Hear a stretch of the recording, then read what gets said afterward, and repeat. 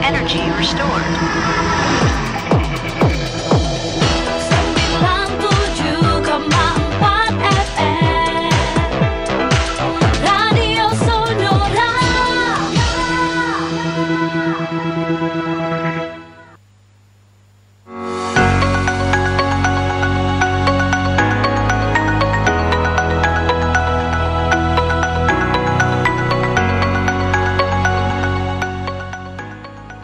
Sahabat Sonora menyapa Anda di Rabu 25 September 2024 dalam program talk show radio DPRD Kota Yogyakarta. Kita hadir selama 1 jam ke depan dari pukul 11 hingga 12.00 waktu Indonesia Barat bersama dengan saya Victor di perbincangan pagi atau siang hari ini. Semoga Anda dalam kondisi yang sehat, sahabat Sonora, baik dan mungkin sudah mulai beraktivitas di siang hari ini. Kami sapa Anda dan temani aktivitas Anda dengan inspirasi dan informasi yang akan kami bagikan selama 1 jam ke depan. Kita punya topik atau diskusi kita dengan tema meningkatkan kesejahteraan keluarga di Kota Yogyakarta. Selama 1 jam kami akan hadir. Anda bisa bergabung di 557762 untuk telepon langsung. Silahkan juga untuk melalui WhatsApp di 081754832000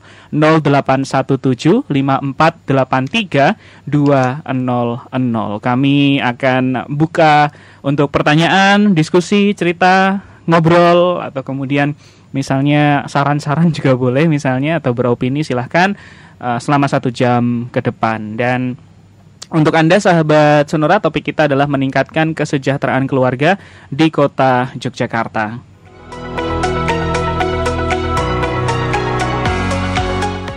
Dan di pagi hari ini saya mau sapa 2 narasumber saya yang sudah hadir ke studio kami. Yang pertama ada anggota DPRD Kota Yogyakarta, Mas Krisnadi Setiawan, atau saya manggilnya Mas Kris di pagi hari ini.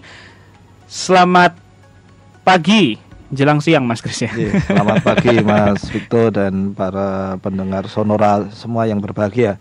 Terima kasih atas waktunya Mas Victor. Ya, baik, nanti kita akan diskusi juga dengan Mas Kris kaitannya dengan meningkatkan kesejahteraan keluarga di Kota Yogyakarta. Kemudian ada juga hadir Kabid Lin Jamsos dari Dinsosnaker Trans yang bersama dengan kita. Ada Pak Supriyanto, saya manggilnya Pak Pri, yang sudah bersama dengan kita. Pak Pri, selamat pagi.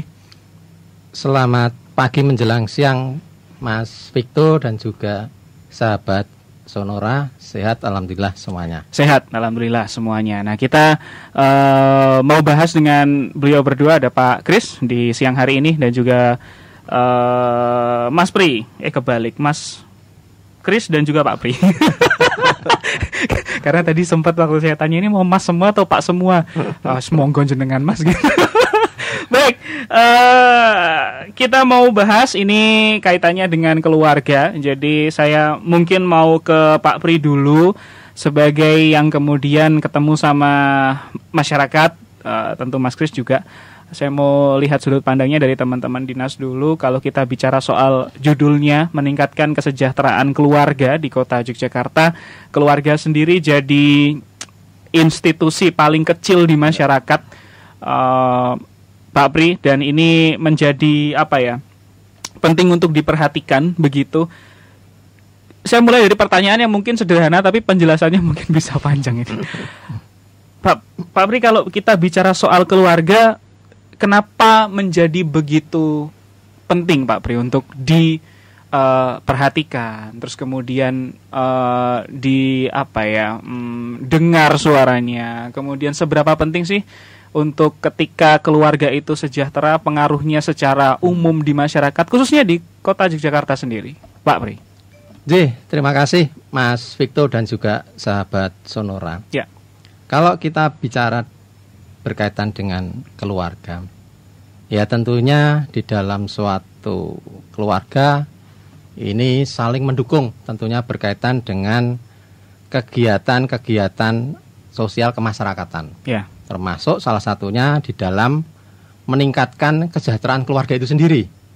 Yang tentunya dari sisi orang tua, ini yang tentunya mereka nanti akan berusaha untuk mencarikan income ataupun pendapatan yang nantinya untuk menopang keberlangsungan kehidupan sehari-hari keluarga tersebut.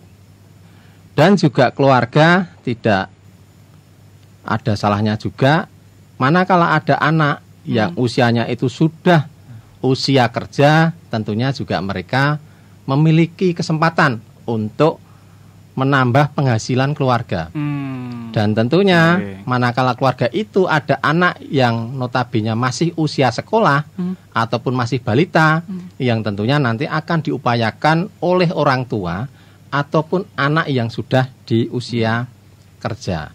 Sehingga keberlangsungan dari sisi pendidikan, kesehatan, ekonomi tentunya nanti bisa mengangkat keluarga itu menjadi keluarga yang sejahtera. Seperti itu Mas Victor. Jadi memang dasarnya dari keluarga, terus kemudian di elemen-elemen sendirinya ya, dari orang tua, anak, itu harapannya sejahtera. Sejahtera itu kemudian tadi Pak Pri sampaikan penting untuk diusahakan begitu ya, dan di perjalanannya pasti semua yang di dalam anggota keluarga itu juga berusaha. Begitu jugakah Mas Kris, bagaimana melihat peran keluarga di masyarakat, Mas? Baik, terima kasih Mas Victor dan sahabat Sonora. Keluarga ini kan satu unit terkecil ya di masyarakat kita, di mana antara sisi pribadi dan kemudian di sisi warga negara itu kan bertemu. Betul. Kan gitu. Artinya keluarga itu punya dua sisi pribadi tapi juga sisi kenegaraan, di mana kemudian negara harus hadir menjaga bagaimana keluarga itu tetap lestari, kemudian berkembang kesejahteraannya. Nah, di sisi ini kemudian pemerintah tentunya mempunyai banyak program bagaimana menjaga keluarga itu bisa berkembang dengan baik. Tentunya ini juga sedikit banyak tentu mengatur sampai ranah pribadi ya. Iya, betul. Artinya secara tradisional kita mengetahui ya, kalau keluarga itu ada orang tua, ada anak kan gitu. Dan pada norma yang kita akui ya ada bapak, ada ibu, ada anak kan betul. Gitu. Ataupun single parent, ada bapak sendiri dan anak atau ibu sendiri dan anak. Tentunya kita juga harus memastikan bahwa norma-norma itu tetap berjalan. Tentunya kan satu kesejahteraan mental dan moralnya dulu.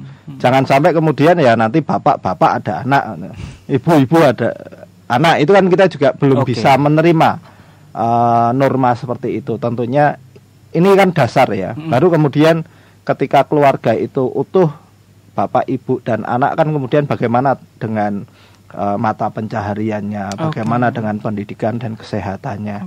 Nah, berbicara mata pencaharian itu kan salah satu hak dasar masyarakat. Betul. Mencari nafkah, mencari penghidupan.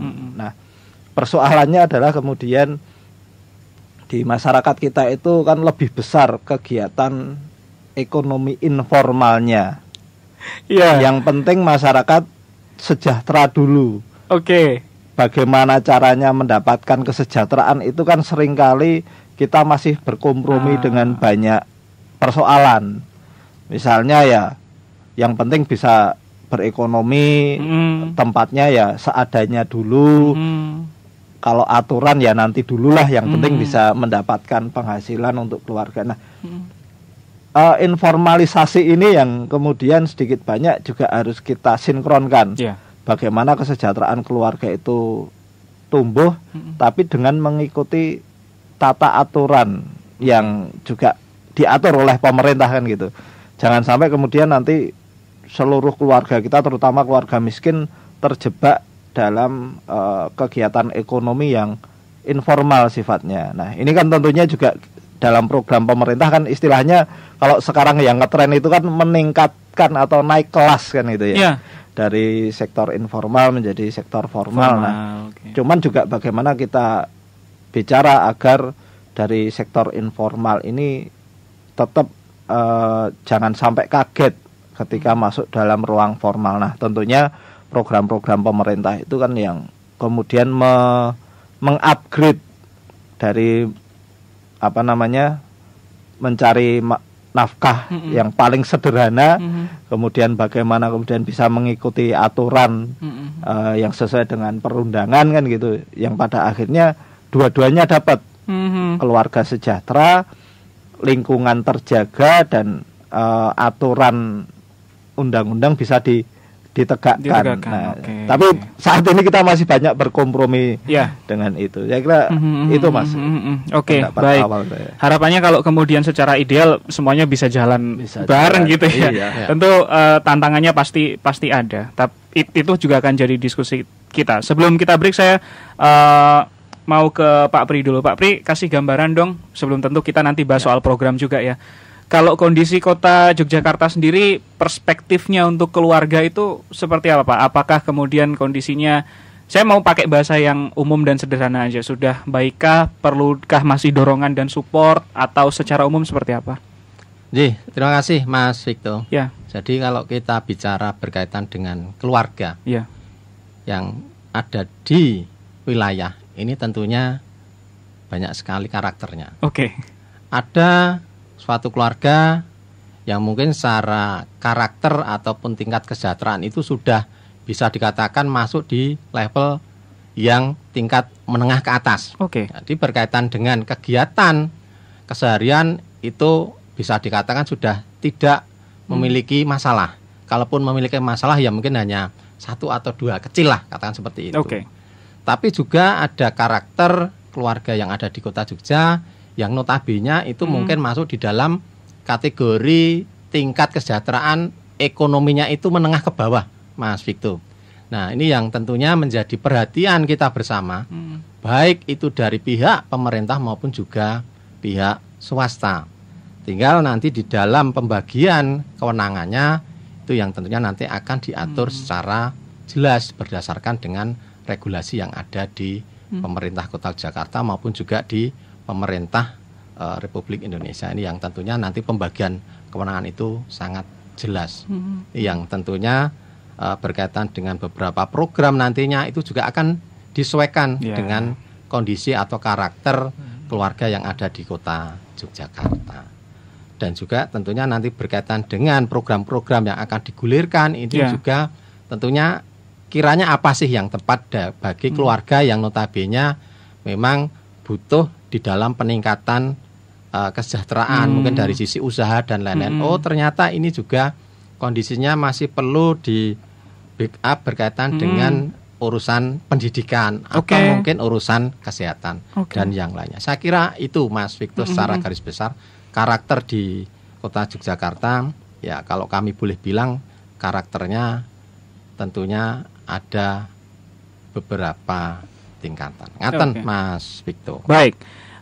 Kita break dulu. Nanti saya kembali lagi sama Pak Pri sama Mas Kris. Kita mau bahas lebih dalam lagi terkait dengan ada beberapa karakter keluarga yang ada di Kota Yogyakarta, tentu kemudian yang butuh perhatian. Semua perlu perhatian, tapi kemudian yang akan kita fokuskan adalah keluarga-keluarga yang mungkin masih perlu disupport dalam artian menuju ke level sejahtera begitu. Dan program-programnya nanti kita juga akan bahas ada apa saja. Karena kalau kita bicara soal keluarga banyak yang bisa dibahas begitu ya.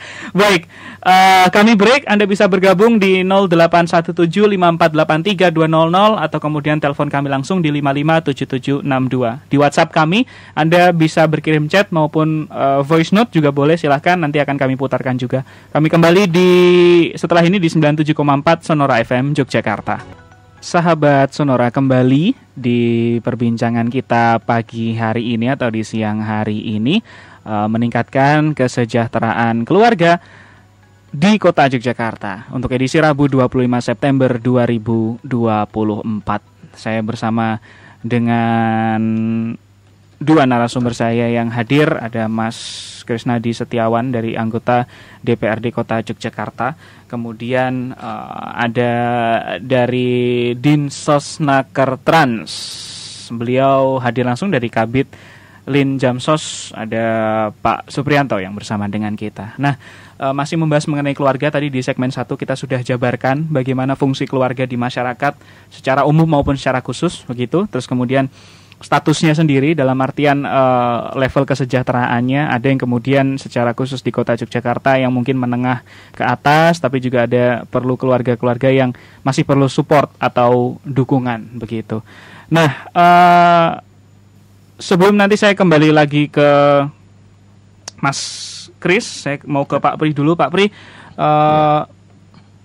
kita mau fokus kepada keluarga yang kemudian masih harus disupport begitu. Ada beberapa program yang kemudian bisa kita tanggap lah, kayak misalnya kemarin ada Kube itu pernah dengar juga saya, walaupun secara nggak detail sih begitu. Nah, program-program yang sejenis itu masih adakah berjalan begitu Pak Pri, atau kemudian ada update terbaru kaitannya untuk support keluarga juga Pak Pri? Terima kasih Mas Victor. Ya. Jadi kalau kita bicara berkaitan dengan peningkatan kesejahteraan keluarga, ini kalau kami boleh bilang berkaitan dengan program dari pemerintah maupun swasta banyak, Mas Victor. Dan di pemerintah pun juga tidak hanya terfokus di Dinas Sosial, Tenaga Kerja, dan Transmigrasi. Ini juga ada di beberapa OPD yang lainnya, tentunya berkaitan dengan peningkatan kesejahteraan keluarga. Namun kita fokus untuk urusan kegiatan yang ada di Dinas Sosial, Tenaga Kerja, dan Transmigrasi. Memang ada beberapa kegiatan, Mas Victor, baik itu kegiatan yang dikemas di dalam bantuan sosial, mungkin sudah pernah dengar, Mas Victor dan juga sahabat Sonora, ada program Keluarga Harapan, ada program sembako, dan sebagainya. Tetapi di satu sisi juga ada program yang dikemas itu di dalam program pemberdayaan. Ini Mas Victor yang perlu kami sampaikan. Nah, memang di Dinsos Naker Kota Yogyakarta selama ini kami ada program pemberdayaan, namanya program pemberdayaan kelompok usaha bersama ini Mas Victor. Yang sebenarnya ini sudah kami laksanakan sejak tahun 2003, jadi sudah relatif lama ini. Memang di tiap tahun atau beberapa tahun itu ada beberapa penyempurnaan regulasi. Memang berkaitan dengan kelompok usaha bersama, Mas Victor dan juga sahabat Sonora, perlu kami sampaikan program ini memang bersumber dari APBN. Kemudian berkaitan dengan regulasinya, ini pun juga kami mempergunakan regulasi yang diterbitkan dari Kementerian Sosial RI. Dari banyak regulasi terakhir berkaitan dengan kelompok usaha bersama, ini kami mempergunakan Permensos RI nomor 2 tahun 2019 tentang bantuan sosial usaha ekonomis produktif bagi kelompok usaha bersama dalam penanganan fakir miskin. Nah, ini tentunya secara garis besar perlu kami sampaikan kepada sahabat Sonora semua, kegiatan ini memang kegiatan pemberdayaan secara kelompok. Ini yang tentunya di dalam usaha ekonomis produktif. Jadi di tahun 2023 kemarin sahabat Sonora dan juga Mas Victor, ini dari pemerintah pusat ini mengeluarkan regulasi yang baru, yaitu berkaitan dengan Permensos nomor 7 tahun 2023 tentang program pahlawan ekonomi Nusantara. Ini kalau kami boleh bilang, Mas Victor dan juga sahabat Sonora, berkaitan dengan ruang lingkupnya memang tidak beda jauh. Cuma yang membedakan kalau yang Kube itu dulu dikemas dalam kelompok. Tetapi kalau yang pena ini lebih kepada individu. Ini yang tentunya membedakan secara garis besarnya. Itu Mas Victor berkaitan dengan program yang tentunya dilaksanakan oleh pemerintah di dalam peningkatan kesejahteraan keluarga. Oke. Jadi kemudian ada program yang sudah berjalan cukup lama, yaitu Kube, tapi kemudian ada juga yang baru. Bedanya Pena tadi namanya. Sebetulnya betul ya, Mas, Ya. Pak Betul, Pena betul, ya. betul. Pena ini bedanya adalah kalau kemarin itu kelompok begitu, Ya. tapi sekarang lebih kepada menyasarnya individu ya. Ya. Walaupun yang Kube juga masih jalan, Pak Pri. Ya. Jadi dengan munculnya Permensos nomor 7 tahun 2023 berkaitan dengan kelompok usaha bersama yang masih ada di wilayah kota Yogyakarta. Ini tetap kami dari Dinsos Nakertran ini tetap melakukan pendampingan. Di mana di tahun 2024 menika Mas Victor dan juga sahabat Sonora kami melakukan rekrutmen kepada tim monitoring. Ini yang tentunya di masing-masing kelurahan ada satu tim. Nah, ketugasan dari tim ini adalah mendampingi berkaitan dengan kelompok usaha bersama yang sudah ditumbuhkan selama ini. Nah, tentunya perlu kami sampaikan Kube yang ada di kota Yogyakarta sampai dengan tahun 2023 kemarin ada 374 kelompok. Oke. Ini yang notabene perlu kami sampaikan Mas Victor, yang namanya kelompok itu ada kelompok itu yang masih jalan. Tetapi juga ada juga kelompok itu yang tanda kutip sudah tidak jalan lagi. Yang tentunya kami di pemerintah kota masih memiliki komitmen untuk mengawal terhadap kelompok usaha bersama yang masih jalan di kota Yogyakarta. Makaten, Mas Victor. Baik, saya beralih dari Pak Pri ke Mas Kris. Mas Kris kan, saya mau dari sudut pandang teman-teman legislatif dong, terutama kan program kalau dari pemerintah banyak ya. Terus kemudian saya mau ke fungsi pengawasan, Mas. Saya ngebayangin tuh kalau misalnya banyak program tuh banyak juga yang diawasi kan. Nah, gimana teman-teman akhirnya bisa membantu mungkin dari sisi legislasi, peraturan dan lain-lain.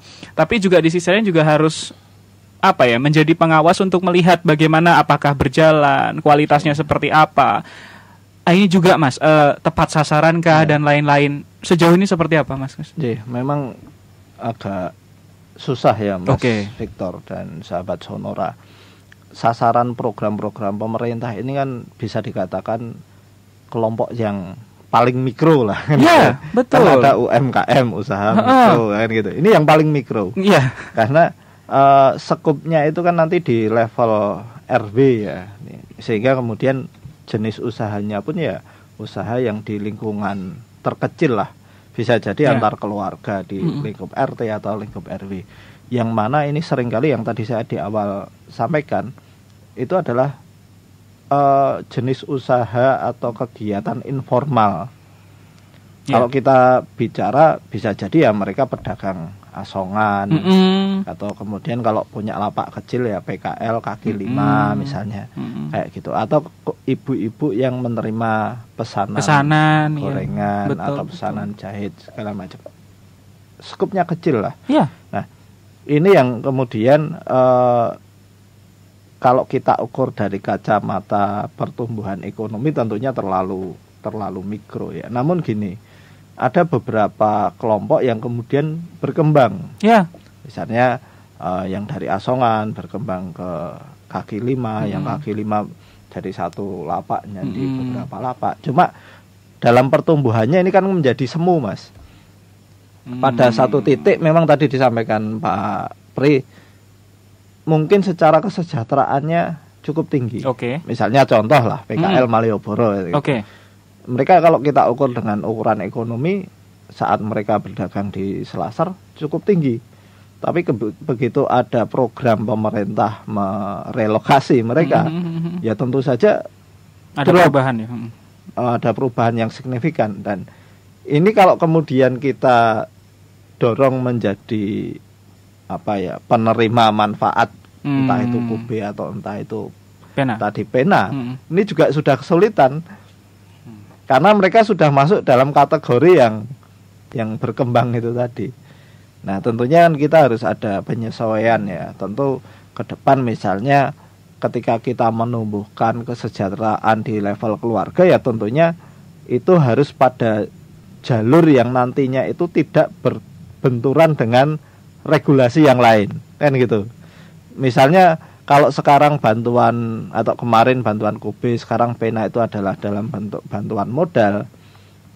Saya berpikir sebenarnya bagaimana kalau bentuk bantuannya itu fasilitasi, misalnya izin usaha, misalnya misalnya gini, trotoar itu kalau ada yang lebar ya kita buat sebuah space yang itu memang legal, diperuntukkan untuk kegiatan usaha masyarakat miskin, dan secara berkala kita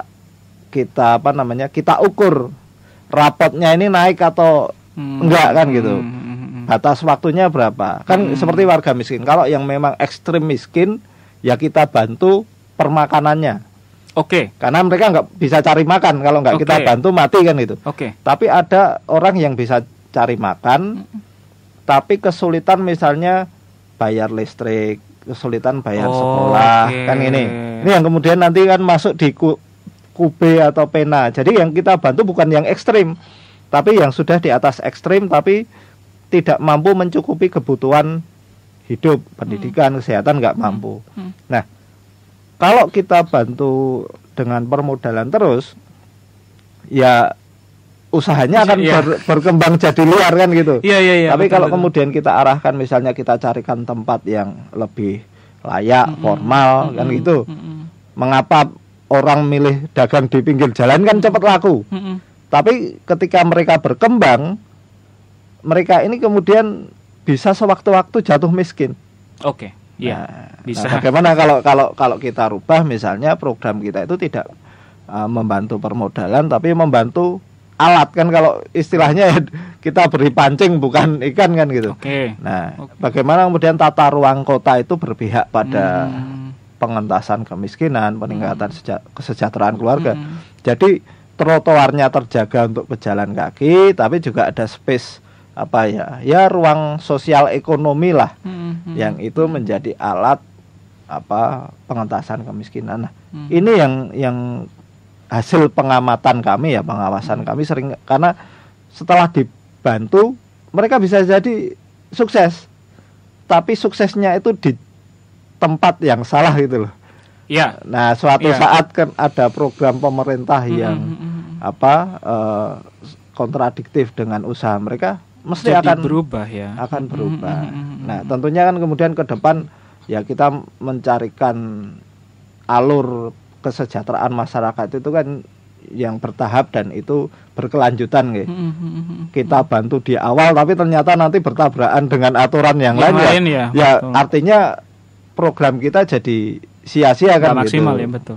Misalnya kita bantu ibu-ibu jualan gorengan, ternyata dia jualannya ngasong di sekolah. Padahal di depan sekolah ada aturannya, di depan sekolah tidak boleh ada pedagang asongan. Nah, ini kan kontradiksi yang sebenarnya banyak terjadi. Atau misalnya kita bantu, misalnya kalau di kota Jogja itu kan isunya mesti parkir liar ya.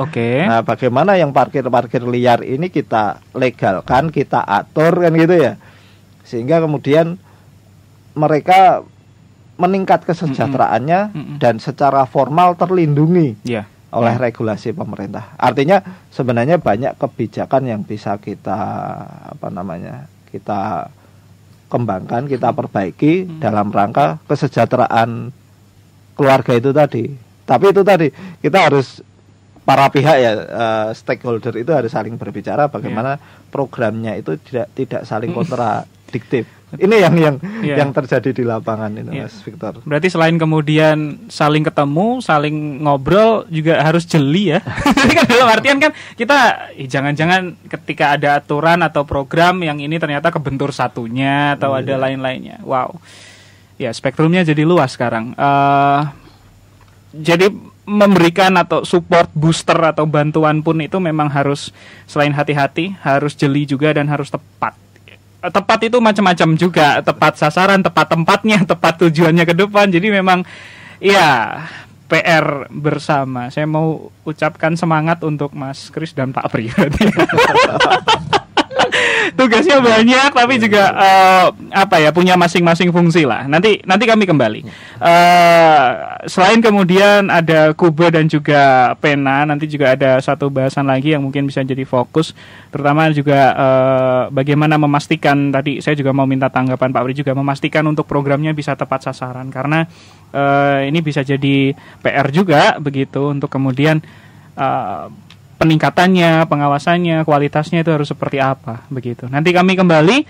Pertanyaan masih kami buka di WhatsApp.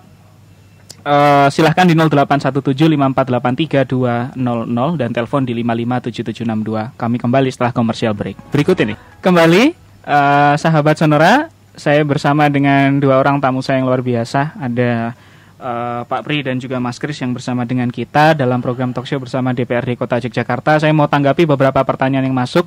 Kebetulan ada pertanyaan yang cukup menyambungkan dengan program selanjutnya. Jadi saya terima kasih ke Pak atau Mas Danu ini sudah bantu penyiarnya buat bridging lah atau kasih jembatan. Selamat pagi Bapak-bapak. Bagaimana dengan KMS ya? Nah, KMS ini nanti konteksnya adalah kartu menuju sejahtera. Jadi saya bantu berikan pengertiannya untuk sahabat Sonora ya. Apakah sejauh ini cukup efektif dan bentuk pengawasannya seperti apa? Nah, tadi saya sempat ngobrol dengan Pak Pri juga, kayaknya kadang-kadang muncul ada salah kaprah juga soal KMS ini. Monggo sekalian dibahas Pak Pri. Oke, silakan. Terima kasih Mas Victor dan juga Pak Danu. Serta sahabat Sonora. Memang menarik ini kalau kita bicara berkaitan dengan KMS. Tetapi juga ada yang perlu kami informasikan. Ya. Biar masyarakat itu tidak bias.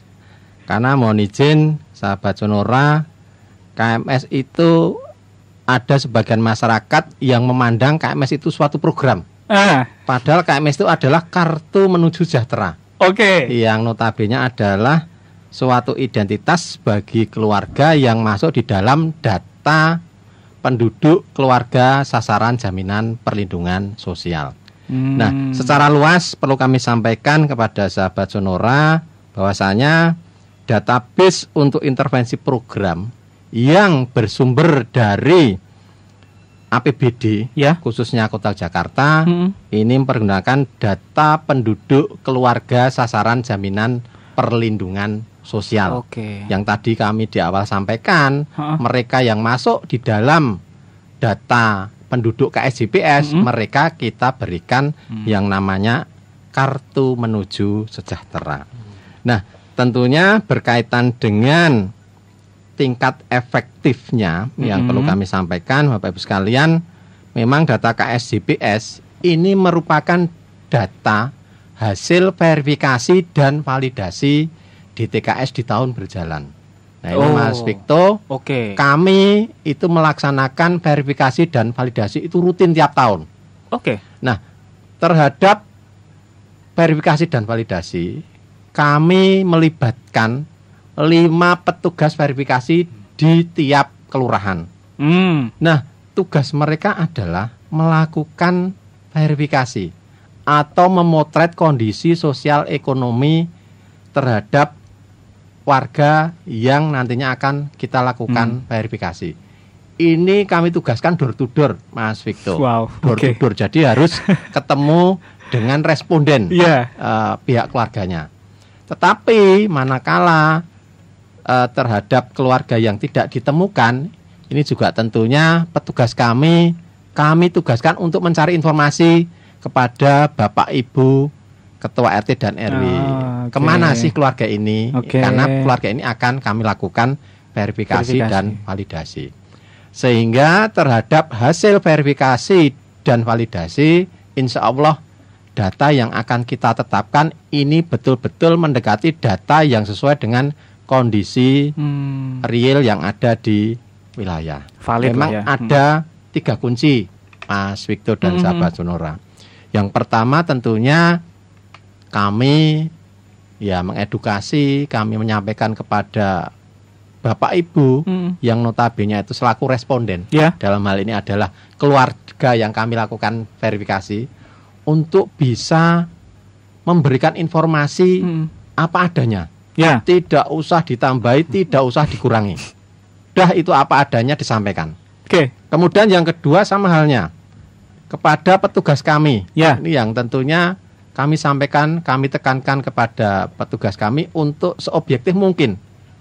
Pokoknya tuangkan apa yang disampaikan oleh responden. Sambil ya kita melihatlah istilahnya kondisi sosial ekonominya. Dan yang ketiga ini juga kami mohon bantuan, dukungan dan kerjasamanya kepada Bapak Ibu, Ketua RT, Ketua RW, tokoh-tokoh masyarakat, tokoh-tokoh agama yang lainnya. Ini dalam hal juga memberikan informasi manakala ada mungkin informasi yang kurang benar ataupun kurang lengkap yang disampaikan oleh responden ataupun ada yang salah yang dituangkan oleh petugas. Yang intinya adalah endingnya ya data itu betul-betul sesuai dengan kondisi real.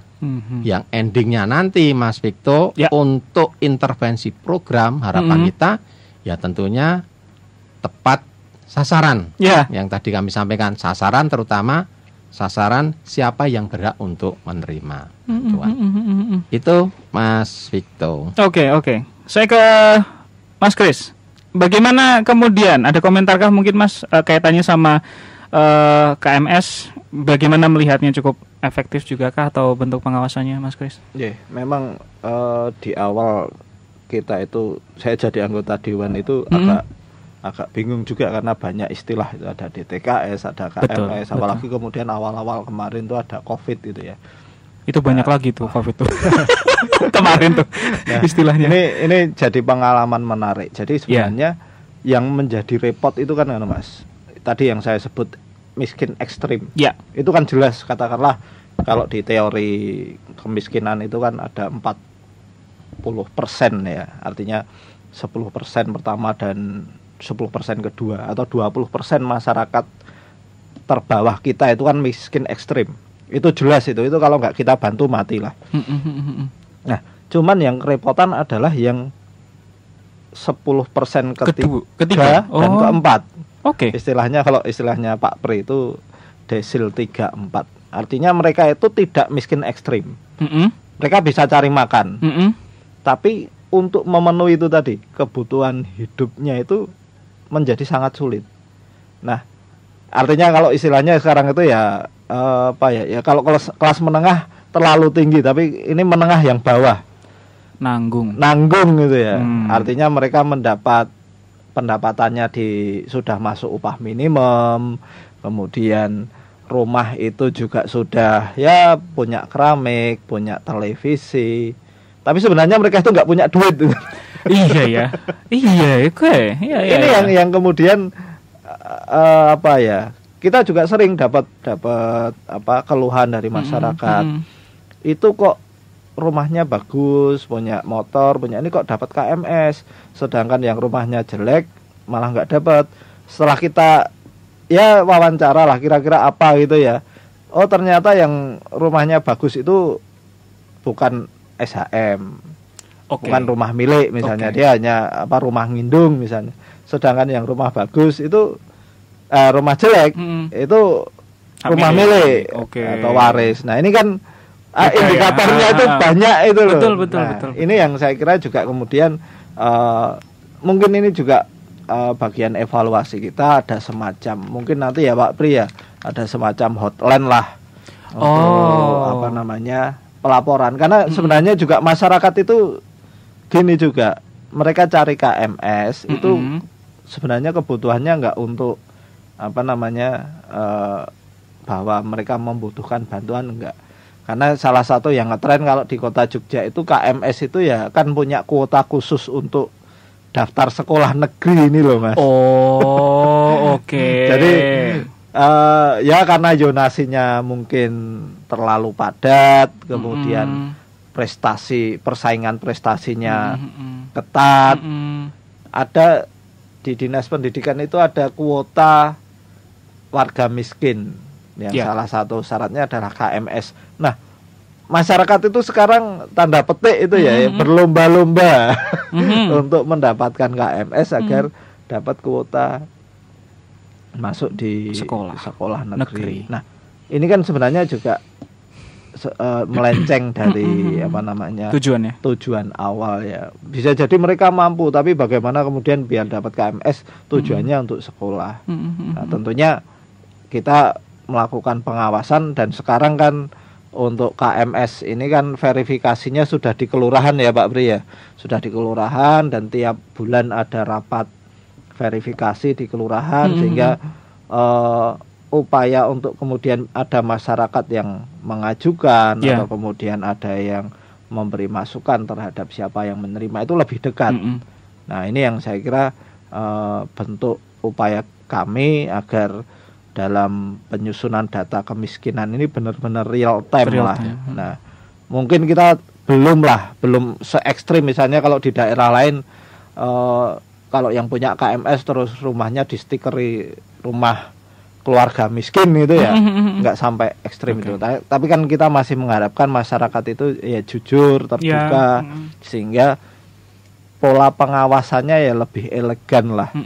Tapi kalau nanti kemudian kok masyarakatnya juga berlebihan untuk kemudian tanda petik memiskinkan diri gitu ya, mungkin kita juga berpikir ya ekstrim juga pengawasannya, ya dikasih stiker aja biar lebih jelas. Tapi ini kan kita masih berpikir agar kita saling menjaga lah, artinya input itu harus berkualitas sehingga kemudian outputnya juga sama-sama berkualitas untuk semua gitu, baik. Mungkin ada satu pertanyaan sebelum kita break di segmen terakhir, tapi saya ke Pak Pri. Mungkin singkat saja Pak Pri. Ini ada dari Mbak atau Bu Ina. Apa saja syarat untuk mendapatkan bantuan dan klasifikasinya? Nah, ini pertanyaannya menarik nih. Bantuan ini juga banyak kemudian tipenya begitu. Atau mungkin saya agak modifikasi sedikit pertanyaannya mungkin Pak Pri. Bagaimana kemudian masyarakat bisa terinformasi dengan baik jenis bantuan apa dan lain-lain, itu ada aksesnya nggak sih Pak Pri? Ke website misalnya, lihat mungkin orang sederhananya kayak ini, bisa nggak Pak di Google misalnya ketanya gitu kan mana yang pas, atau misalnya malah justru harus nunggu dari pemerintah yang kalurahan misalnya atau Kapanewon misalnya, itu seperti apa sih Pak Pri?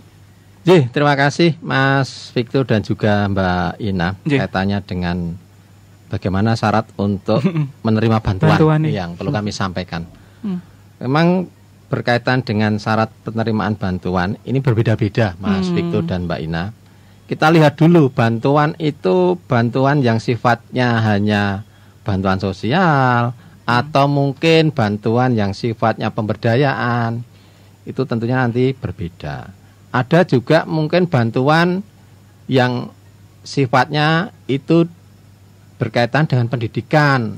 Tentunya nanti juga akan berbeda. Beda lagi, betul. Kemudian juga nanti berkaitan dengan kalau di Kota Jakarta itu ada yang program rumah tidak layak huni, itu juga nanti akan berbeda-beda. Ini yang tentunya perlu kami sampaikan.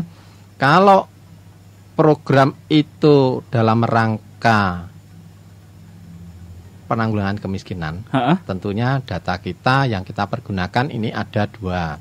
Satu adalah data penduduk KSJPS, yang kedua adalah DTKS, data terpadu kesejahteraan sosial.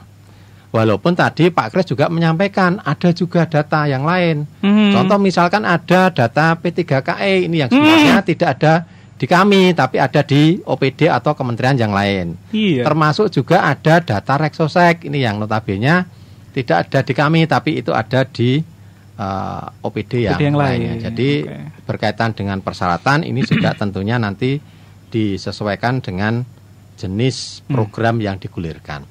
Kemudian berkaitan dengan akses, kalau di kami untuk DTKS ini memang ada untuk cek bansos. Itu tentunya masyarakat itu bisa mengecek secara mandiri apakah yang bersangkutan itu masuk di DTKS atau tidak. Kemudian intervensi apa saja yang diperoleh, apakah itu PBI, apakah itu PKH, atau apakah itu sembako. Ini yang tentunya bisa diakses. Dan insya Allah kami juga memiliki pemikiran ke depan.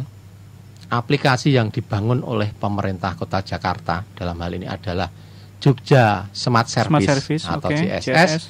Harapan kami juga ke depan masyarakat itu bisa mengecek secara mandiri, terutama nanti kalau yang berkaitan dengan data KMS, apakah suatu keluarga itu masuk atau tidak. Ini yang kami pikirkan ke depan. Pilih itu Mas Victor dan juga Mbak Ina. Oke, baik. Kita break. Nanti di segmen terakhir saya minta kesimpulan dan closing statement dari berdua, ada Mas Kris dan juga Pak Epri sebagai penutup. Nanti di segmen selanjutnya setelah komersial break berikut ini. Tetap bersama kami di 97,4 Sonora FM.